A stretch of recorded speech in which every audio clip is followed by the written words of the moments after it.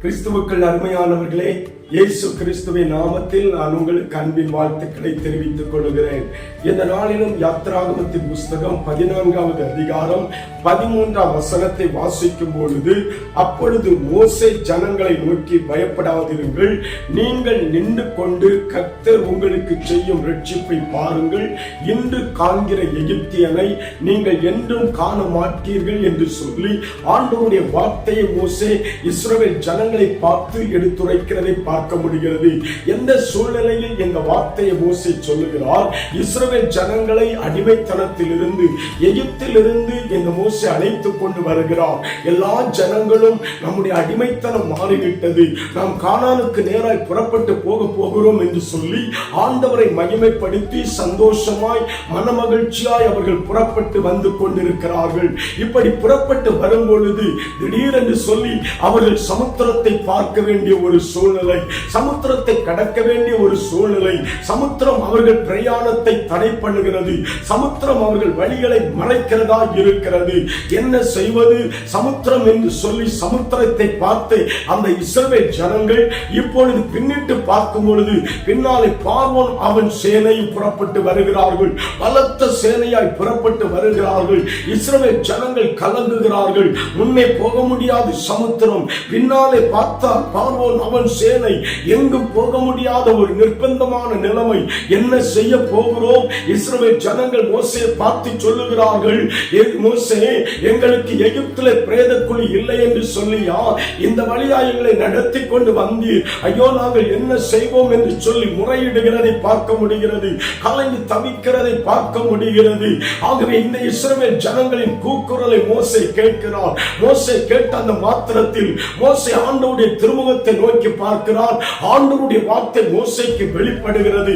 இப்பொழுது மோசே ஜனங்களை பார்த்து சொல்லுகிறார், நீங்கள் பயப்படாதிருங்கள், நீங்கள் பயப்படாதிருங்கள், நீங்கள் நின்று கொண்டு கர்த்தர் இன்றைக்கு உங்களுக்கு செய்யும் ரட்சிப்பை பாருங்கள். நீங்கள் நின்று கொண்டு இன்றைக்கு கர்த்தர் உங்களுக்கு செய்யும் ரட்சிப்பை பாருங்கள்.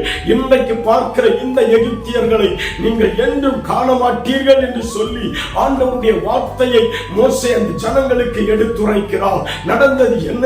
மோசேயை பார்த்து ஆண்டவர் சொல்லுகிறார், நீ சமுத்திரத்தை பிளந்து விடு என்று சொன்ன பொழுது, இந்த சமுத்திரத்தை பிளக்கும்படியாய் மோசே தன் கோலை நீட்டின பொழுது சமுத்திரம் பிளந்தது என்று வேதம் சொல்லுகிறது. பிரியமானவர்களே, அந்த சமுத்திரத்தின் வழியாய், அந்த பாதையின் வழியாய் இஸ்ரவேல் ஜனங்கள் புறப்பட்டு போகிறார்கள். நடக்கிறது என்ன?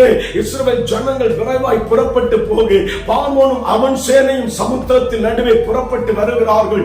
அவர்கள் அக்கறைக்கு போன பொழுது இந்த பார்வோன் அவன் சேனையும் சமுத்திரத்தின் மையத்தில் வந்த பொழுது வேதம் சொல்லுகிறது, மோசே மீண்டும் கோலை நீட்டின பொழுது சமுத்திரம் ஒன்றிணைந்தது என்று வேதத்தில் வாசிக்கிறோம். பார்வோனும் அவன் சேனையும் அவனுடைய ரதங்களும் கடலில் மூழ்கி அழிந்தது என்று வேதம் சொல்லுகிறது. எனக்கு அருமையான தேவனுடைய பிள்ளைகளை, ஆண்டவருடைய வார்த்தையை பாருங்கள். மோசே ஜனங்களை பார்த்து சொன்னார், இன்று காண்கிற எகிப்தியனை நீங்கள் இனி என்றும் காண மாட்டீர்கள். இன்று பார்க்கிற இந்த எகிப்தியர்களை நீ என்றும் காண மாட்டாய் என்று சொன்ன ஆண்டவருடைய வார்த்தை நிறைவேறுகிறதை பார்க்க முடிகிறது. எனக்கு அன்பானவர்களே, முன்னும் போக முடியவில்லை, பின்னும் போக முடியவில்லை.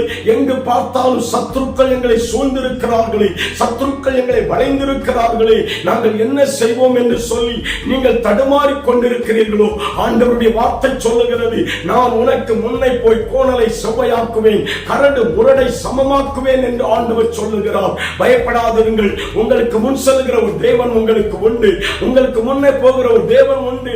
அவர் உங்களுக்கு முன்னே போய் பாதை இல்லாத இடத்தில் பாதையை உண்டு பண்ணி நீங்கள் நடக்க வேண்டிய வழியை உங்களுக்கு காட்டி உங்களுக்காக யாவையும் அவர் செய்து முடிப்பார். உங்கள் சத்துருக்களை அவர் சிதறடிக்கும்படியாய் நம்முடைய வல்லமையை உங்கள் நடுவில் விளங்க பண்ணுவதை நீங்கள் காண முடியும்.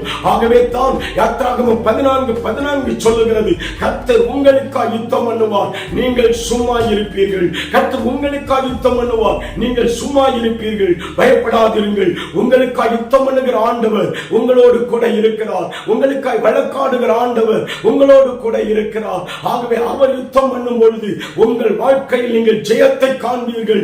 இதுவரைக்கும் உங்களை பின்தொடர்ந்து வந்த சத்துரு உங்களை விட்டு பின்வாங்கி போவதை நீங்கள் காண்பீர்கள். ஆகவே கலங்காதபடி கர்த்தருடைய சமூகத்தில் காத்திருங்கள். கர்த்தர் உங்களுக்காய் யாவையும் செய்து முடிப்பார். நாம் ஜெபிக்கலாமா? நல்ல ஆண்டவரே, இந்த நல்ல பொழுதிற்காய் நன்றி செலுத்துகிறோம் சுவாமி.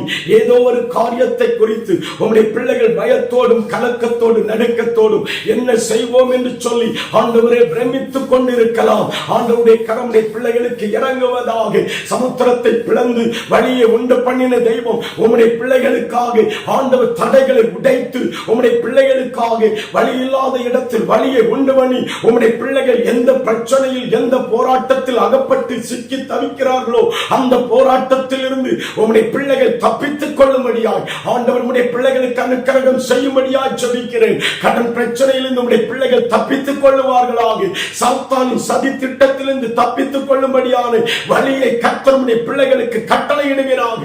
உம்முடைய திட்டங்கள் அழியட்டும் இயேசுவின் நாமத்தில். உங்க இரக்கத்தின் கரத்தை உம்முடைய பிள்ளைகள் மீது வைத்தருளும் சுவாமி. உம்முடைய பிள்ளைகளுக்காய் கர்த்தர் யாவையும் செய்து முடிப்பீராக. ஆண்டவருடைய கரம் உம்முடைய பிள்ளைகளை ஆசீர்வதிக்கட்டும். நீர் பொறுப்படுத்திக் கொள்ளும். இயேசு கிறிஸ்துவின் நாமத்தில் ஜெபிக்கிறேன் பரிசுத்தமுள்ள நல்ல பிதாவே. ஆமென், ஆமென், ஆமென்.